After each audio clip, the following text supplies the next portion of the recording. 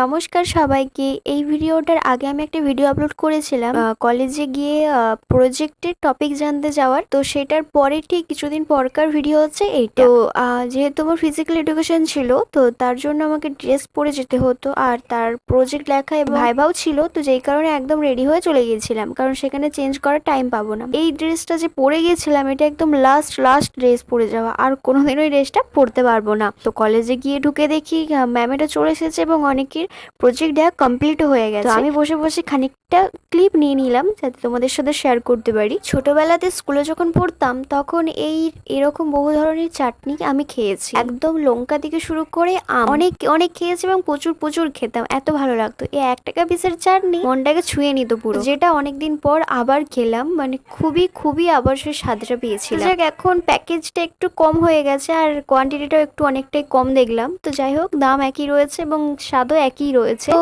ওইটা খাওয়ার পর আমরা চেঞ্জ করে নিয়েছিলাম, তারপর আমরা একটা গিয়ে রুমে বসেছিলাম। সেখানে গিয়ে দেখছিলাম যে কিছু বোনেরা মিলে ডান্স প্র্যাকটিস করছে, কারণ তার কিছুদিন পরে ছিল 15ই আগস্ট। তো যেই কারণে তারা রিহার্সাল করছিল নাচে। এতক্ষণ ধরে তোমরা যে ক্লিপটা দেখছিলে, ওইখানে আমরা একটা রুমে বসেছিলাম, তোমাদেরকে বললাম ওই দরজাটা রুমের বন্ধ হয়ে গেছিল হাওয়াতে, তারপর না দরজাটা খোলা যাচ্ছিল না। তো যেই কারণে ওরা দুজন মিলে খোলার চেষ্টা করছিল।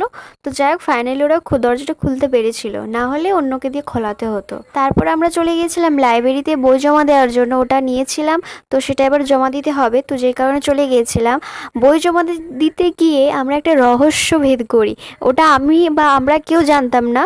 তো যেটা আমরা ওই লাস্ট দিনে জানতে পারি, তার কারণ আমরা অনেকবার লাইব্রেরিতে গেছি, কারণ ওই দিকের রুমটা সবসময় বন্ধই থাকতো, চাবি দেওয়াই থাকতো। তো আমরা ভাবতাম হয়তো কোনো ক্লাসরুম বা অন্য কোনো হয়তো রুম হতে পারে। দেখতে পেলাম যে এইখানেও একটা লাইব্রেরি আছে, মানে এটা মনে হয় কি নতুন না আগে থেকে জানি না, মোটামুটি এখানে একটা লাইব্রেরি দেখলাম। কিন্তু যেদিন আমরা লাস্ট বইটা জমা দিতে যাই, ওখানে দেখি যে ওই রুমটা খোলা এবং ওখানে দেখছি কিছু গোছগাছ করা চলছে, মানে হয়তো আমরা চলে যাওয়ার পর ওই রুমটা আবার খোলা হয়েছে, ওইখানেও কিছু বই রাখার জন্য। শেষ দিন করতে করতে আজকে সেই দিনটা ফাইনালি চলেও এলো এবং শেষও হয়ে গেল। আমরা কেউই বুঝতেই পারলাম না যে কলেজটা এত তাড়াতাড়ি কেটে গেল, এবং কিভাবে যে কেটে গেল সেটাও কোনো হুঁশ পেলাম না। তো চলো টাটা, দেখা হচ্ছে আবার একটা অন্য ভিডিওতে।